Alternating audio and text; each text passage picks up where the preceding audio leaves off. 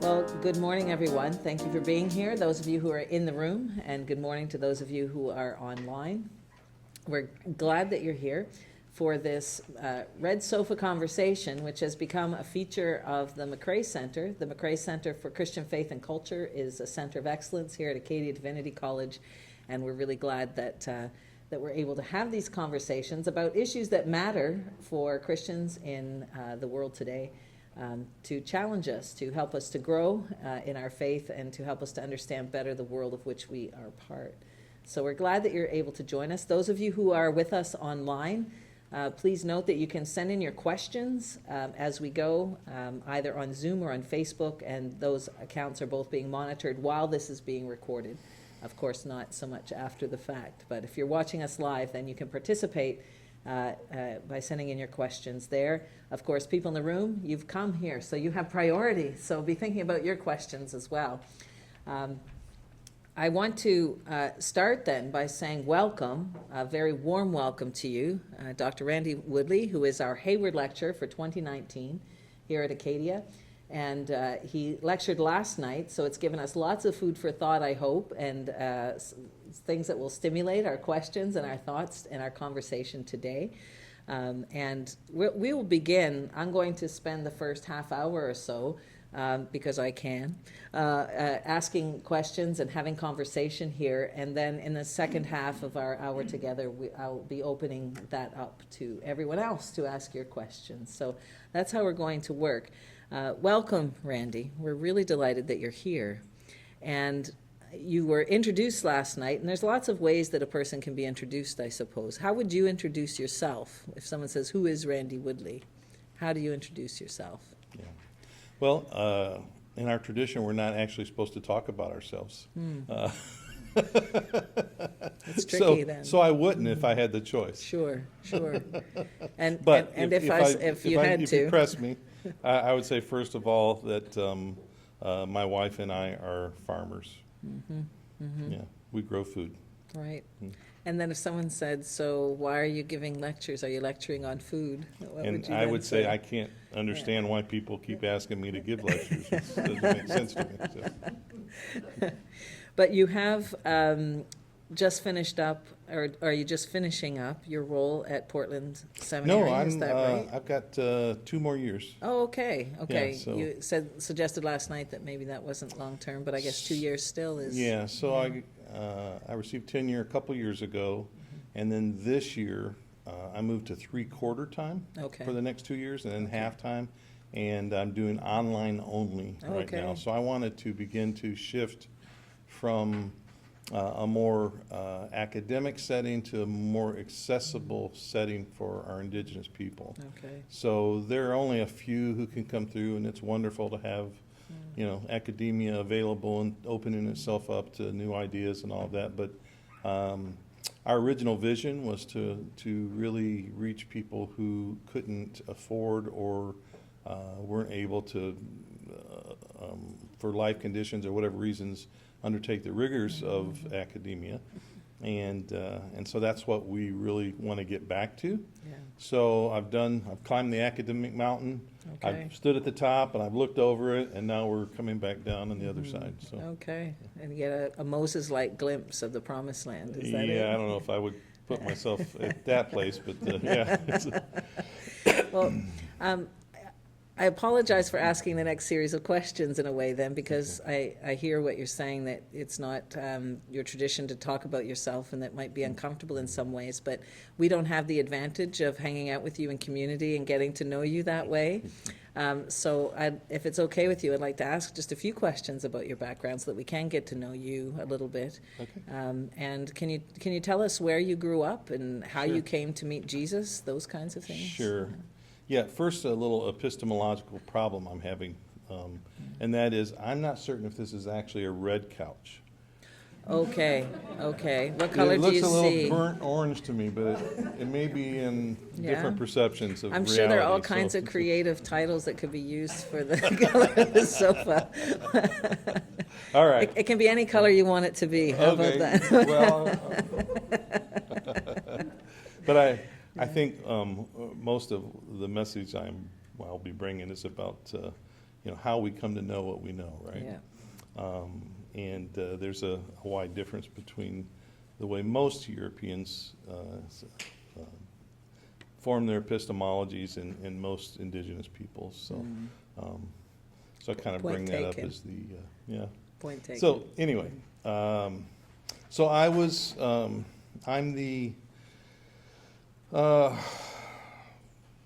third great grandson of a Katua chief who fought against the United States in a 19-year war, and then made peace with the United States.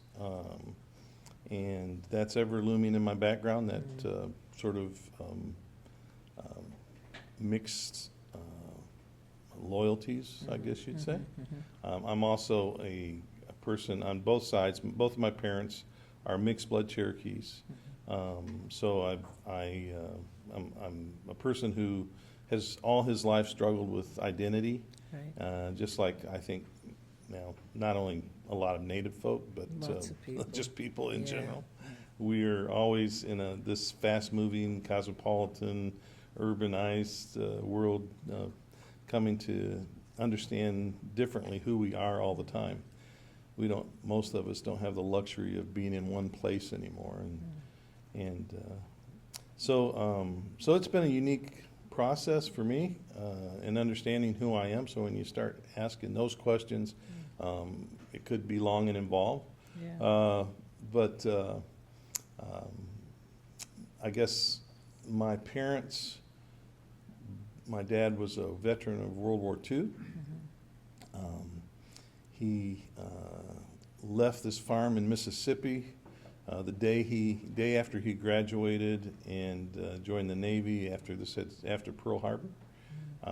Came out of the service, moved to Birmingham, Alabama, to his sister's place, and met my mom, who was working. She was raised in coal mining camps. She was working, sending money back home. She had to quit school when she was 13 to go work and send money back home. Interesting, the boys didn't have to do that, just the Right. girls, right? Right. So I was speaking a few weeks ago, and I'm just a little caveat here. I began by speaking to this congregation who I'd never seen before, and I said, women are smarter than men, right? And they looked at me, and I said, you know how I know that? And one of our friends who was there yelled out, because Edith told you. But the thing about that Edith, of course, is your wife. Yes, Yeah. my wife. The thing about epistemologies and what we call now indigenous cosmopolitanism, right? The ability to understand two different worldviews, and we're all at least involved in that. And I realized after I realized I was an indigenous cosmopolitan, one who can operate in both a Western worldview and an indigenous worldview, and that it struck me as a man that women have been doing this for time immemorial. Anywhere where women have been denied rights and oppressed and said you're not equal. And so I realized it's much more common than I thought and much more doable, I suppose. So women have to think with both their own perspective as a woman and a man's perspective oftentimes to get around here. And I should congratulate you at that, at being the first woman president of the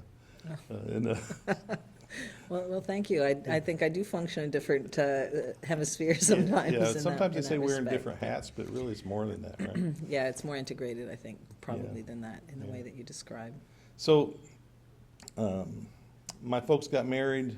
They became part of what we call the Great Migration, which was, it's described sociologically as the poorest people in the South pouring into the northern factories and working. And my dad went to work for Ford Motor Company, and after a while saved enough money to start his own seat cover business, and he worked in the automobile industry in that way in a subsidiary fashion for 17 years, then became a home builder, had his own business. My mother was a beautician.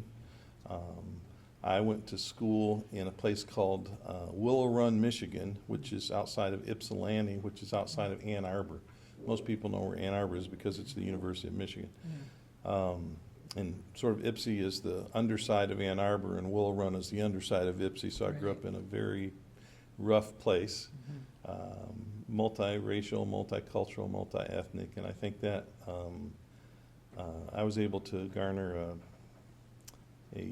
maybe a little wider perspective than a lot of people I've encountered since, which led me to, to always have a passion for understanding other people's.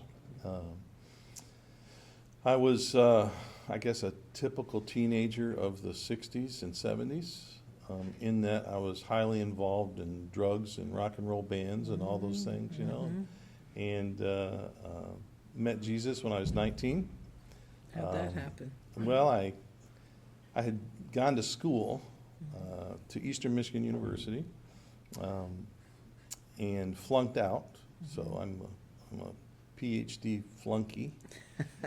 A lot of people would be encouraged by that. I hope so. And asked my parents, hey, could I move back home? And they had this, they're Baptist, and Baptists are really big among Cherokee. I don't know if you probably don't know that. No, Yeah, I didn't know that.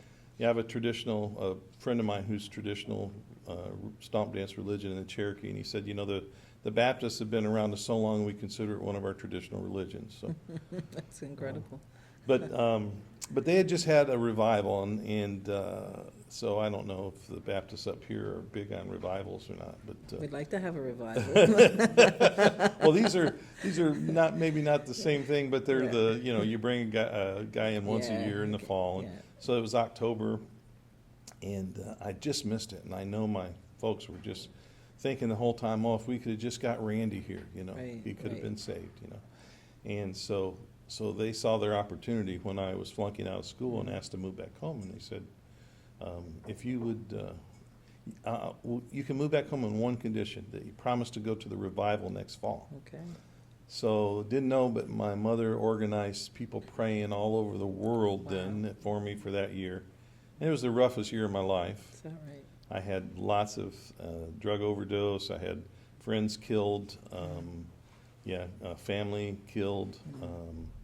And so it was the last night of the revival, and I promised them I'd go. And they wouldn't take no for an answer. So I finally got in the car. And this is how I know the Spirit is real, because about the time I shut the door in the car, all of a sudden my heart started pounding. And by the time I got to the church, it was pounding in my throat.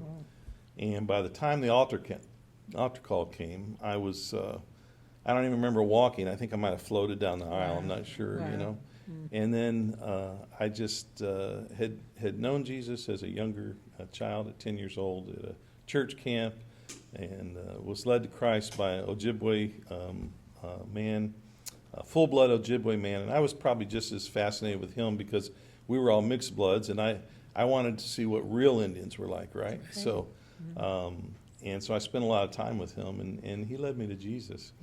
And so at 19 then, I'm coming back, and I just asked to be alone for, a while and pray. And I spent, maybe 45 minutes, an hour back there praying. And the only thing I remember is I said, Jesus, if you can deliver me from these drugs, because I couldn't get off myself, I'll follow you the rest of my life, and I'll never look back. And kind of felt like I got hit with a sledgehammer. Wow. And I got up and I walked away, and I knew that Jesus was real. And I knew that my life was going to be different from that point on. And so then I went to all my friends, and I said, I can't hang with you anymore. I'm following Jesus. And, some of them said, well, good for you. Right. Wish I could do that. But and then that took me on a whole series of journeys all around the country, and, marrying really interesting people. And I've got 4 kids and 4 grandkids. My parents were, I don't know if you'd call them farmers or gardeners. They would have gardens the size of probably some people's farms, but I grew up with that, and so and that was always the love, is to be in the earth and watching things grow. And Right.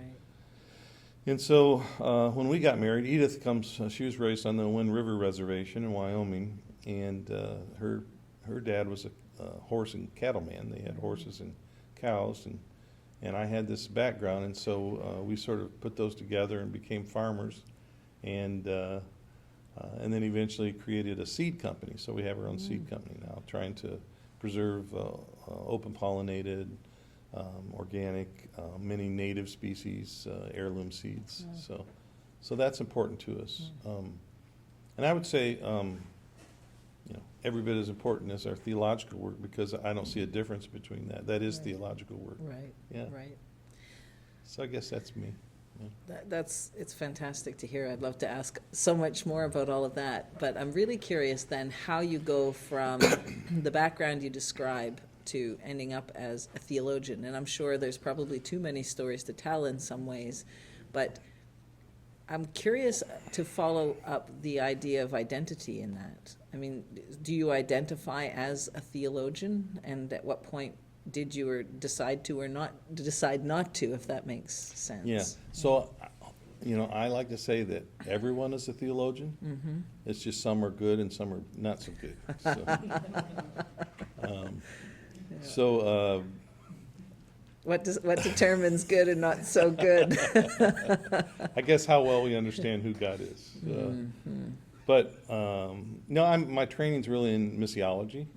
So, but I've always had a love of church history, and I've always loved thinking, I guess, deeply about everything. And so, if you're a follower of Jesus, that doesn't make you a philosopher. Now it makes you a theologian.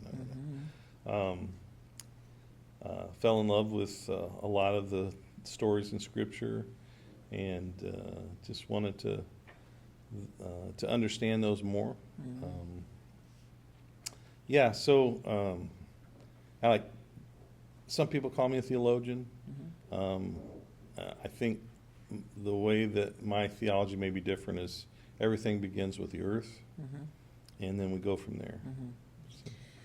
Can we talk about that a little bit? Because you talked about how people are so disconnected today from context and place.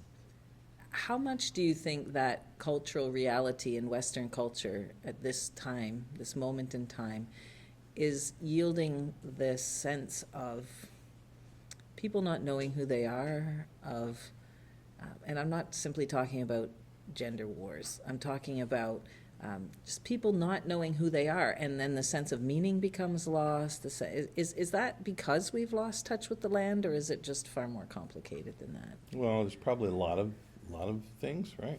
But just the globalization. But I think a lot of it has to do with just the modernity and how we have lost touch with the land, how we've, especially those of us who've been colonized, our families colonized, who have not made the choices along the way to make those changes. It becomes very disruptive.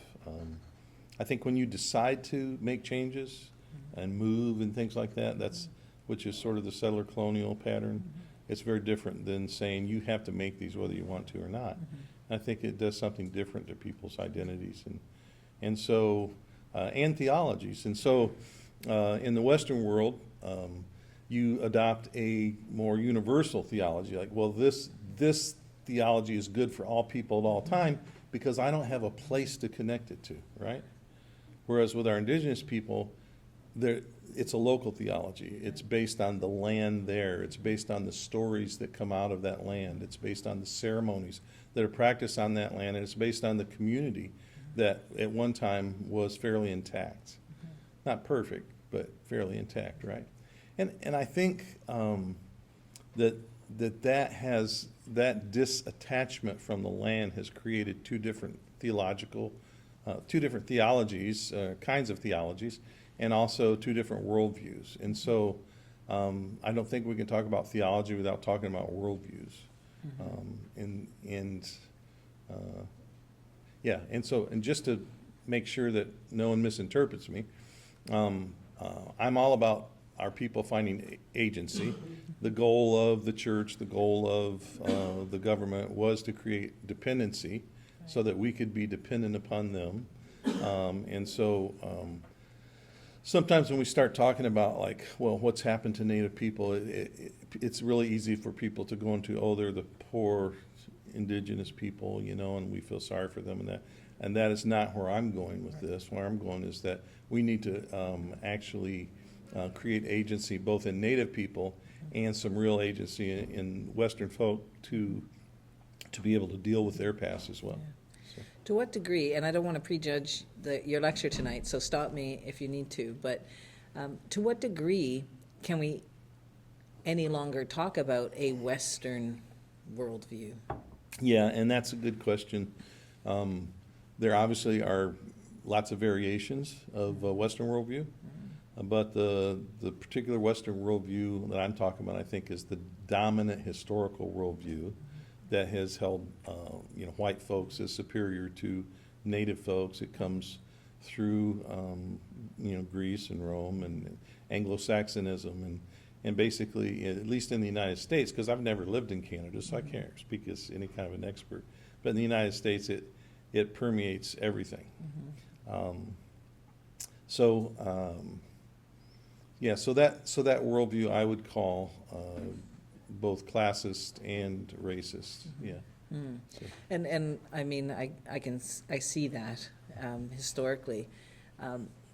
I wonder if we're not in a time, though, when, at least for some of us, the Western worldview feels as though it's fragmented, leads to a real sense of disorientation, which is probably a good thing, but then we're left, perhaps, without understanding our identity. How does Indigenous theology then, and I don't want to say help us, but I think it does help us, but I don't want to... I like that. Is that okay? Say help us, yeah. Okay. I don't want to say like you as if we are dependent, but we are. I think we are dependent on that help. And so I'm curious to know how it helps those who may have come through a fragmentation of a Western worldview in theology to find feet again. And I think not only theologically, but also in the church. I think many part of the issue with the church is that we fragmented. We don't know what we're there for anymore because we built maybe too much on a misplaced worldview, and we've come to recognize that. I think in Canada I can't say we, I really can't, but some of us in Canada have come to recognize the colonial project in its bankruptcy, and to say, but now we still want to be Jesus followers, sold out completely to Jesus. How do we do that in ways that are more authentic for where we are now, that acknowledges where we've come from, but also gives us some hope for the future, rather than this sometimes pervading sense of meaningless that I think I encounter. But I think Indigenous theology can help us. Can you comment on that? Yeah. And some of my Indigenous friends would say Indigenous theology is an oxymoron, right? Because theology tends to, part of the Western academic project was to separate, practical theology from theology proper, which, if you think about it, is a bit ridiculous. I mean, a theology of the mind as opposed to a theology in action. Life, So there's sort of bringing that back together might be a possibility, because I think in our Indigenous worldview, there is no separation. And this is one of the reasons I hesitate to call myself a theologian, by the way, because does that mean that I'm not a farmer? Right. Or does that mean I'm, Right. So all of these are extrinsic categories that, and there's nothing, one of the wonderful things about the Western worldview, by the way, is the ability to create these extrinsic categories and examine them. And that's really good. So, as a person with peripheral neuropathy, I'm glad I have a podiatrist and a neurologist and, and a general practitioner. But if any one of those treats me as if I'm only a foot, then I'm in trouble, right? And so the problem is that we begin to take these categories and then we live out of them as if they are reality, when they're not reality. the reality is bringing them all back together, and to say that theology is only as good as practical theology, our philosophy is only as good as the common good, if you will, and those kinds of things. So, but it's the products of the mind of this sort of pervasive dualism that end up being lifted up to the point where we can't sort of put, if you will, Humpty Dumpty back together again. And so we put our faith in our beliefs. Yeah. We put our faith in our doctrines. We put our faith in our church covenants. We put our faith in the written word of God. We put our faith in our constitutions, etc. All of those are sacrosanct because they're products of the mind. And all of a sudden, what we do and the values and what fuels what we do seem to have a lesser role, to be less important. And so, yeah, I think that, and as we, as indigenous people, are becoming more and more fragmented all the time, more and more susceptible to the kinds of colonial patterns that have beset everyone else, we're losing that. And so this may be the last opportunity for us all to sort of regain our soul, if you will. And so I think that, especially our traditional people, I see myself as a elder junior. I'm not someone who people should be listening to and saying, "Oh, he's an elder, and so you should listen to everything he says." I'm sort of the lower, so I don't consider myself an expert, but I think I'm a good observer, and I have some pretty good intuition, and I think that we need some big changes. And so listening to not just indigenous theologians, but indigenous people in general, especially traditional people, elders who've been living these values all their lives, are probably the most important thing we can do to regain our souls. Apart from the falling apart piece, which I think in some ways that's how some people come to this, from Western worldview to being able to be open to different ways of being and thinking together, are there other ways of coming at it? I just often encounter, for example, students who are trying to incorporate what they're learning into a bigger picture. How do we help people to see the significance of contextuality, for example? Are there ways we can get people outside of their worldview? Because we started by, you said that women have learned to live within different worldviews, and I think that's probably true, which is why so much of the cultural piece comes very naturally to me, because you're negotiating these things all the time. How can we here at ADC, for example, help students who come through, or help people in the churches to open up that worldview? Do we have to provide experiences? Can it be done through thought exercise? What do you think? I think you have to provide experiences. Yeah. So I've been running a sweat lodge for 30 years. And have had some hardcore folks, people in, I guess, people who we would consider, and my wife's going to laugh and be embarrassed at the same time when I say this, we would say they are double white. Double white folks. People who are just really exhibit all the characteristics of whiteness, and but who have come to our sweat lodge and their whole lives have been changed in one night. And it's because they've not had the opportunity to experience a sort of a whole expression of their faith or their spirituality up until that point. And that is because the structures that they've been living in as followers of Jesus, as Christians, have not provided that experience for them. So it behooves educational institutions and anybody associated with the church really to provide those kinds of experiences so people can actually, live through something that's a whole experience as opposed to just those products of the mind. And one other thing, last night, a woman came up to me last night and she said, there's a lot of people going to Eastern spirituality and things like that, and what do you think about that? How's that fit in your paradigm? And I made the comment, I said, well, we're all indigenous from somewhere, right? And I love to see European folks connecting with their own indigenous spiritualities. There's so much that is there, and my presumption is that the same things happen to the Celts, for example, that happened with our native people. The church made up stories and said how evil they were, and just on and on and on. And so, but sometimes it takes a long path to get to that point.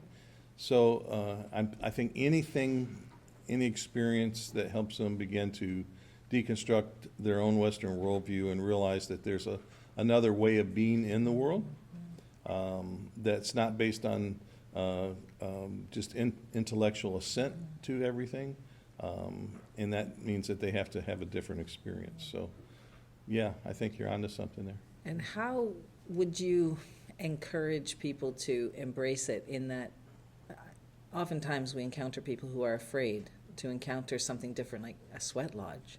We go to what's going to happen at a sweat lodge. It's so different in terms of it being outside of our realm of experience. How do we encourage people to understand, to encounter without judging first, if that makes sense, and yet still be keen followers of Jesus, right? Because we don't want to say that Jesus is up for grabs, I suppose, listening to your testimony. I think it's okay to let go of Jesus, because Jesus has me, so I can explore, and it's exciting and fun. But I know some people feel very threatened by that, and I'm sympathetic to them, but I don't know how to encourage them to find the confidence to explore. I think one of the first steps is deciding that you just can't be in control anymore. Most of the Western society is built around control. I don't know. I did in our first Nate's journal back in 2001, I did an article called Comparing Structure and Values in the Indigenous Church, or Indigenous Traditions compared to the Christian Church, or something like that. And everything is so polar opposite, right? So we walk through the time when a person goes in their church and what happens, and where do the children go, and where do we sit, and when is it okay to get up, and that's so opposite our ceremonies. You can't look at that without saying, why is everyone trying to control everyone, right? So just even the way that we face, like if you still have pews and face the back of everyone's head, what does that say about what you think about your, the priesthood of all believers, if only the person up front has control? And so our native values basically grate against that. And if when I pastored, for example, someone wanted to sort of decide it was their job to speak for everyone else instead of let everyone else speak. So we would just say, well, are we going to be in charge, or is Jesus going to be in charge here? I think we sometimes think that's the same thing. Yeah, right? Exactly, right. So I think actually letting go of that control is part of the healing. To say that I can be afraid. I don't have to worry about what's going to happen. What's the worst that can happen, right? And just let loose. And so that's my interpretation of that. Appreciate so that people insight. Just have to figure out a way to let I guess the old adage, right? Let go and let God. But actually believe it and live it. Yeah. It's difficult for some, I think. But I thank you for those insights. I have so many more things I'd love to ask you about, but I'm mindful that our time is getting on, and I want to give opportunity to the people in the room and online to also ask their questions. So I'm going to stop for now asking mine, although I might do a follow-up here and there if people let me. So are there any questions in the room for Randy? Anybody have a question? Yeah, Ralph.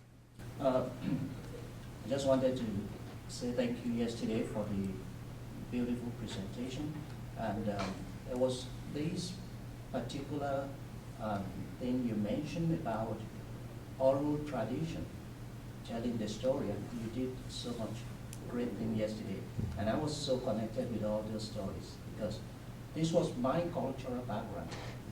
Um, we treasure so much oral tradition simply because of the fluidity, and it is so powerfully creative that it helps us to create a kind of communal and identity, and we flourish so much in community.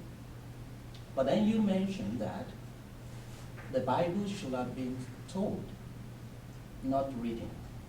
So that caught my attention. That look at that again. Telling the story of the Bible seems to be something that will flourish within a kind of oral tradition where I belong. And I really appreciate that. But then the question comes back to me that we currently lament that we lost quite a lot of our oral philosophies because we didn't write that. And also I went back again to the Bible to see that even the written scripture has so much power within it because it is not just something that is written. It is something that continues to inspire different meanings within one's life. Mm-hmm. So I wanted to ask you the question, why would you think that telling the story would have been a better form of presenting the gospel rather than Yeah. written form? So the writing it down, when you said you lament because the oral traditions didn't write it down, the reason for that, right, is the disruption in the community. So colonization and modernization. Yeah. Yeah. So interesting though that the same people who brought the scriptures. So I was a pastor for 7 years in Carson City, and I would try to get, and most all of our congregation were traditional folks. They weren't, they didn't come from a church background. They came from a traditional indigenous background. And I couldn't get them to read the scriptures, right? So they loved it when I would translate the scriptures into a more contextual way that they related to, and they would even ask me afterwards, can I get a copy of that? Can I get a copy of that, you know? And so I decided, well, let's have a class to teach the Bible so they can see that, you know, these were like, you know, brown people who were more indigenous than they were Western, who wrote and then as we went on, of course, and they pressed it, it was like, now, who translated all this, you know? And of course, the committees were almost all white folks, mostly white men throughout time, who translated these things. And they said, see, yeah. So we know the history when they write things down, because we have stacks of treaties this high that have not been kept. In America, in the United States, they say we've had over 800 treaties that are proven to not have been kept. And they can't see anything written down as a result of the lies that have been told about what's been written down before. And they said, so the white men who translated this, they probably kept stuff out they didn't want us to know, and they put things in that they did want us to know that weren't there. And so we don't trust the scriptures. And that's when I began to wrestle with, the scriptures were oral before they were written, right? And we don't even have the original content. And so what we have is copies of orality. I'm not so sure that I buy that it's more, that through that process of transcribing and everything else and translating, that they're more accurate than what our people would be able to keep with their stories. And so, yeah, I still have that belief, and that understanding, I might be wrong. But I have my friend Ray Aldred. I like whenever he speaks and he reads the passage, he always says the same thing every time. He says, just listen to the story. Don't get hung up on, the fact that everything's chaptered and numbered in the way, someone else saw it. But listen to the story. We would say, listen to the context, right? Listen to the story. I have a good friend, I haven't seen him in some time, but Craig Keener, who's a wonderful scholar when it comes to the background in the New Testament. If I ever have really deep questions, sometimes I write him and ask him to comment, or I look at his stuff. We have to understand the story before we can understand the scriptures. And so to me, it's the story that becomes important, the background story, and those words are informing the story. Does that make sense? Yeah. Thanks, Rob. Another question in the room? So, oh, yes, Emma. I want to appreciate you for this lecture. I guess yesterday was eye-opening for me.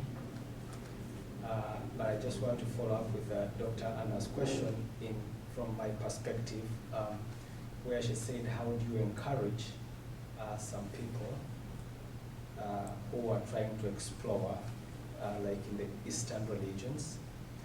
I guess for me the question is, how do you help those people? Because there is a very thin line from my cultural context. Whereas there are traditional cultures that would be in line with the story of the Bible, there is a thin line because there are other cultural perspectives that may not be in line with the scripture. And as we try to encourage the people to explore, the pastor in my context would ask, how do I help people not to go overboard, but to keep in that line as they explore? Because at times they're exploring in an area that many people don't have experience and expertise on. I guess at my age, in my culture, where I come from in Rwanda, I am becoming an elder. In this context, I am young. So even in my context, there is a lot I do not know about that cultural setting. So where is the thin line? Yeah. How do you want to reconcile the biblical perspective of the story with all these us who want to explore in Eastern religion, in yoga, in all the things, and still remain a follower of Jesus Christ? Yeah. So that's a good question. Thank you. I have so many ways to answer that. I'm trying to figure out which is the best. So I knew because this is a question that when we were first doing this 25, 30 years ago among our Native people and saying, oh, it's okay to be Native and follow Jesus, right? So what became known as the Native American cultural contextual movement. That was a question that would often come up. They would ask it like, well, how far is too far, right? Where's the line? Where do you cross the line, right? So I used to say, well, you don't get to decide that. Only the people in their context get to decide that. Now, I believe very much in there being both an inside and outside perspective, what we call the etic perspective, right? The insider who knows the culture well, the outsider who knows other cultures well and how things apply. But it's the community that gets to decide that. It's not the outsiders coming in and saying, here's how the Bible is supposed to be interpreted. I also knew a missionary. He was with the Ikalahan people in the northern Philippines for, I think, probably 60 years. And the whole village came to follow Jesus. And they came to follow Jesus in a very contextual way. And I was able to have a lunch with him one day, and I asked him, I said, how did this all happen? And he said, it was simple. He said, I decided from the start that I would tell the stories and allow them to interpret them. And I think in the end, if we don't own our own stories, then they're not our stories. So we have to, you think about Acts 15, which was the largest decision that the church would ever make. Can the Gentiles receive the gospel? There's all kinds of folks vying for all kinds of positions there. But the list of those four things was very simple, and they all had to do with, not going back into temple worship, right? Idol worship in the temples. Don't, eat meat sacrificed to idols and strangled things and temple prostitution, and anybody remember the fourth thing? Yeah, anyway, huh? Refrain from blood. Yeah. So anyway, they all were culturally about, you know, going back into the old religion, right? But I think about if you know, if some of our august theological bodies would be asked the same question, you know, we would first of all, we'd meet for 6 years and come up with a list like this of things that have to be done, right? But the church, and it says, by the way, we have all the sort of famous people talking, but then it says, and the whole church decided that they would agree on these things. They just basically trusted the Gentiles to come up with their own understanding with some help. They didn't, you know, try to sketch out, you know, 100 rules for them to keep. They basically said, you guys will figure this out if you trust the Holy Spirit. And I think that kind of trust is a model for us as we go to our local communities and our local tribes and different people, and we say, now, let us tell you the story, and you guys do the theologizing. All right. Can I ask a follow-up with that? Mhm. Because I think, again, another way that we need help is when we engage our local First Nations communities. Now, years ago, when I was a student here, it was a long time ago, we didn't even know there were Indigenous communities around, let alone where they were. And I came back from the UK after 15 years away, and suddenly there's road signs signaling where the communities are. And this is, you know, an amazing thing that these people exist that we knew not about, and so on. And so encounters between our communities, we would like to see more contact. I think some of us are very hesitant to reenact old patterns of being and so on. How do we, I think one way that we interface, for example, here on campus, is when there is a smudge or something like that at an event. And how do we as Christians engage with that sort of thing, with Indigenous ritual that we might not be sure about? And it kind of ties in a little bit, I think, with some of the things that Emma was mentioning. How would you advise us on things like that? Yeah. So I used to visit an old Baptist Comanche minister when I was a commissioned missionary with the American Baptist. He was in Lawton, Oklahoma. 93-year-old Baptist pastor, pastored this church for the last 50 years. Went to residential school, was given his name at residential school, lived a long time and a long life, and lived in both worlds for a long time.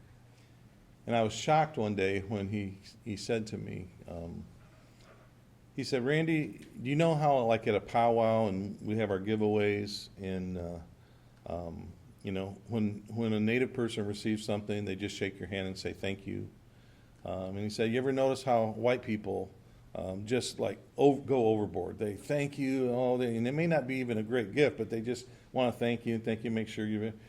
And he said, you know why it is? I said, you know, no. Why do you think it is? And he said, because white people deep down inside don't want to be in debt to an Indian. And I think until that is dealt with, the idea that I am going to make mistakes, but I need to be corrected by the people who I'm trying to learn from. It's a big threshold, at least in the United States. I don't know about up here, but everybody's afraid to do the wrong thing. And that story that Robert told me, I thought, you know, after 93 years, this is where this guy ends up. It's kind of sad, you know, really, that this is where he ends up understanding what's going on there. And I think that, it's this letting loose of the control and saying, yep, we're going to do things wrong, but I'm willing to do things wrong in order to establish a relationship. And I'm willing to be corrected. So take the risk? Yeah, take the risk. And, you know, I was part of a men's group for years and years. And I don't know if I'm allowed to swear in here or not, but Depends on how bad it is. yeah, it's not that bad. So it was, we called it the no bullshit zone. And so it was a group of, you know, 60, 70 men, and we would meet. Sometimes there'd be 30 and sometimes there'd be 70. and predominantly African American and white. And then there are a few people who were like others, like me and my friend Richard Twiss and a couple other folks. And we went around one day and we said, you know, why do you keep coming back here? You know, and I realized at that point, you know, I said, as long as the white guys keep coming back here, I will keep coming back, because they don't have to come. Everything's going to be fine for them if they don't come. But we have to come back if things are going to change. And so that's why I come, as long as they're willing. So I always tell people, you got to be at the table, and you have to stay at the table. No matter how bad things get, no matter how sad the stories get, no matter how angry you get, you're making the choice to sit at the table so that things can change. And so it really behooves white folks to stay at the table and to make those mistakes. So when we don't understand, turn up anyway. Yeah, that's and right. Try and figure it out. Yeah, and when we're, you know, afraid, or, I mean, you know, people get afraid of well, so I'll give you an example. So we had a group at our church in Carson City. We had a big drum, right? And around that big drum, there was a group of young people who were involved in a sort of a gang incident where one of the members of the other gang got killed. And so they were all thrown in jail. It's kind of a famous case. It's called the Carson City 10. And they were allowed to come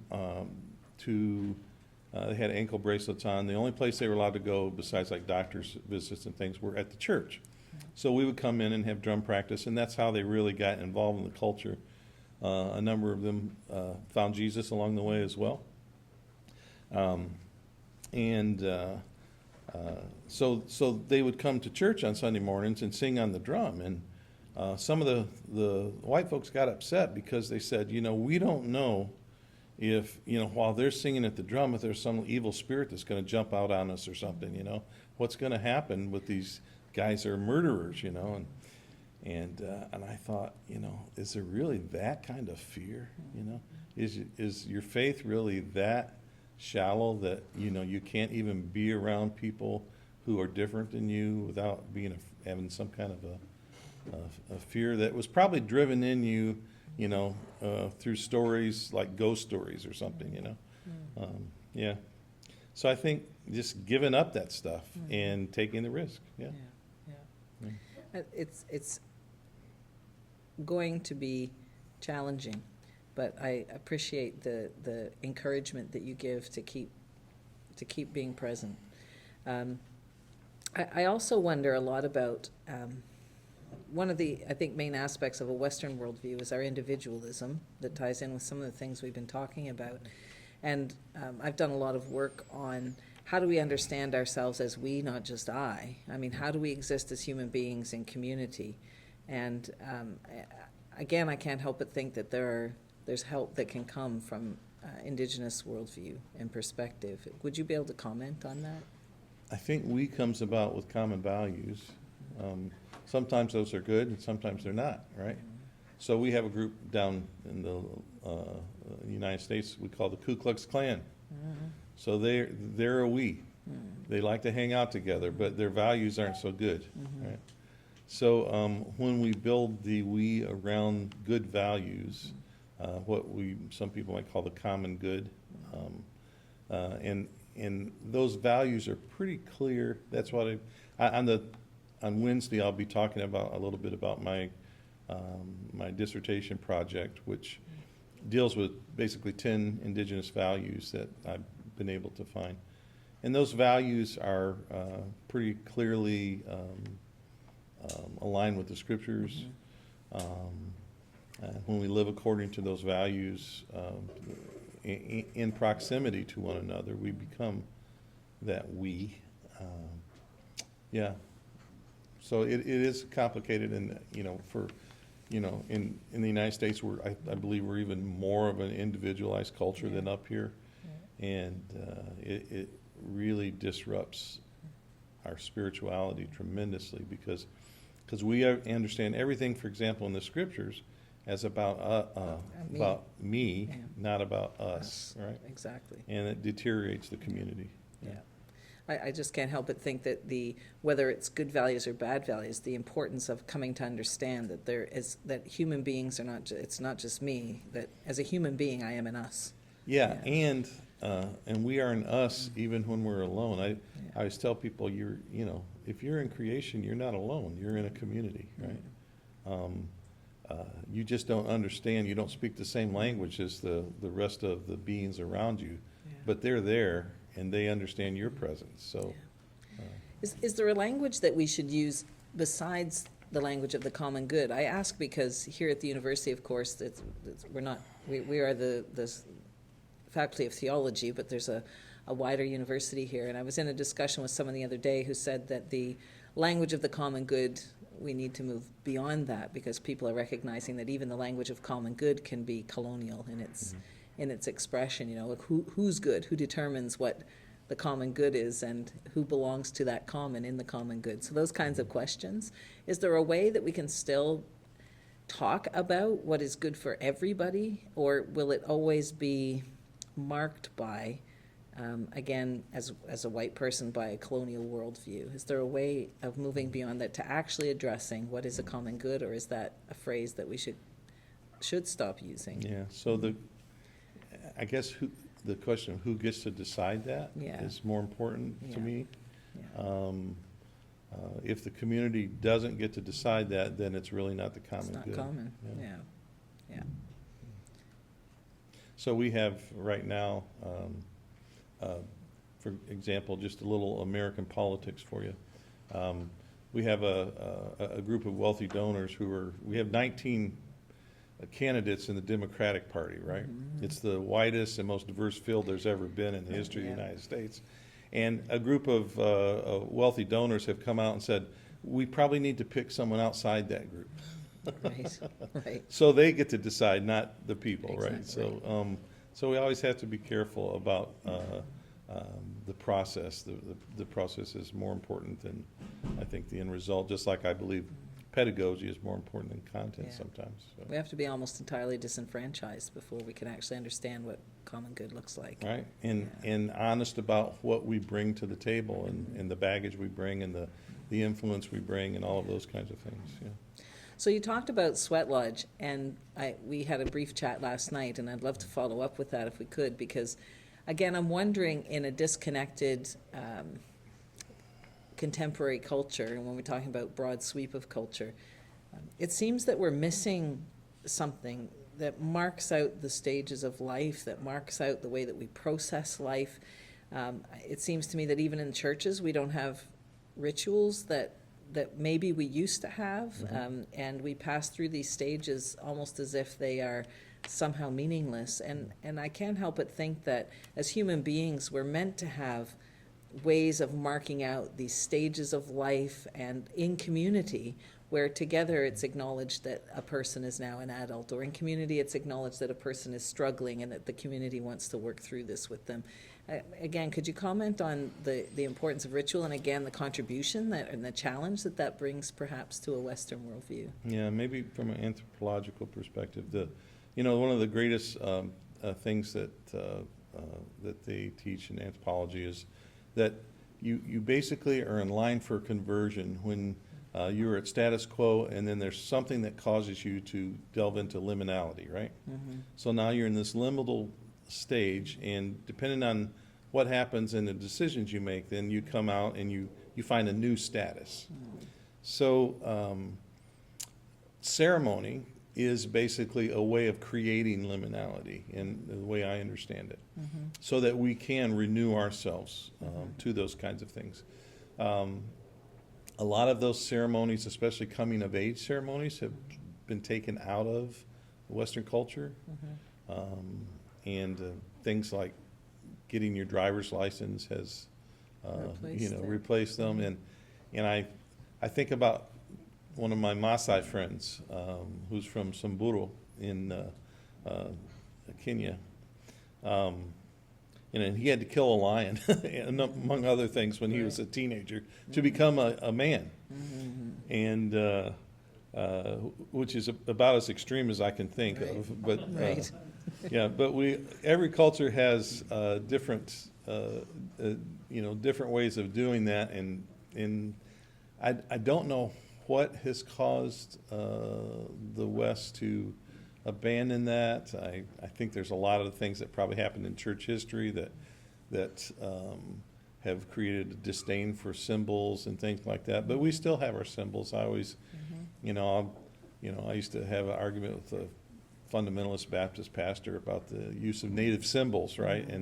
And I would point out the fact that he has gold around his Bible, which doesn't make it more precious, I don't think, Right.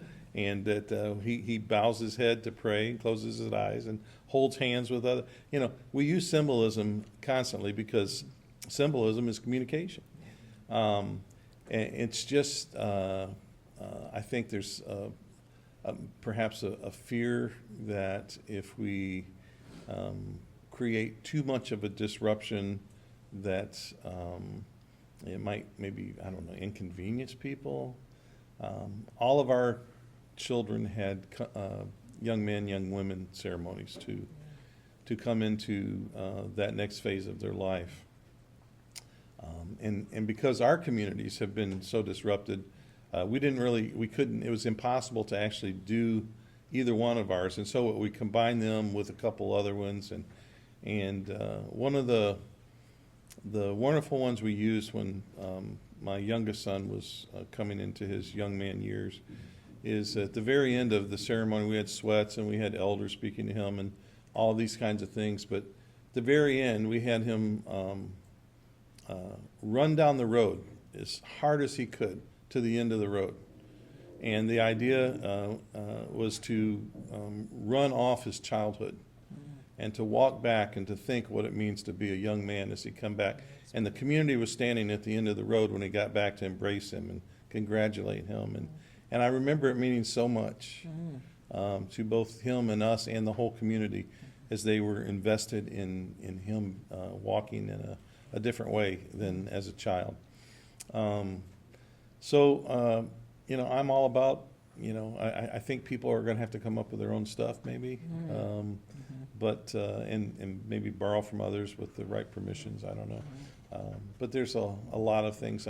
Another very powerful time I remember was Edith and I were asked to take place in a wiping away tears ceremony, and the particular tribe that was doing this had asked the Nez tribe if they could borrow one of their ceremonies. So they met with them and agreed, and it was for veterans.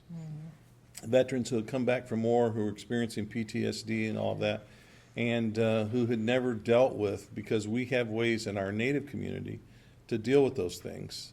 And this is one of them. And as the veterans lined up, they brought water from their homes, which was supposed to represent their tears. All those were poured together in a bucket.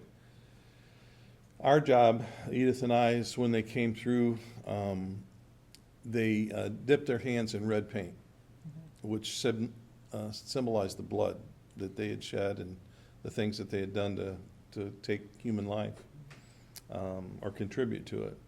And then they would come down, and then they would have their hands washed off. They'd be prayed for and their hands washed off. And we saw all these grown men, elders and others, who would just break down crying because it was such a powerful symbol to say, there's a way to try and at least be free from, these chains of guilt that have held me for so long. And there's so many good reasons for having ceremony. I think, we just need a lot more of it, and the West has to sort of figure out what's important to them, so that they can have those kinds of releases also. And is there perhaps maybe one of the streams in that is the idea that, well, we're okay, we don't need that.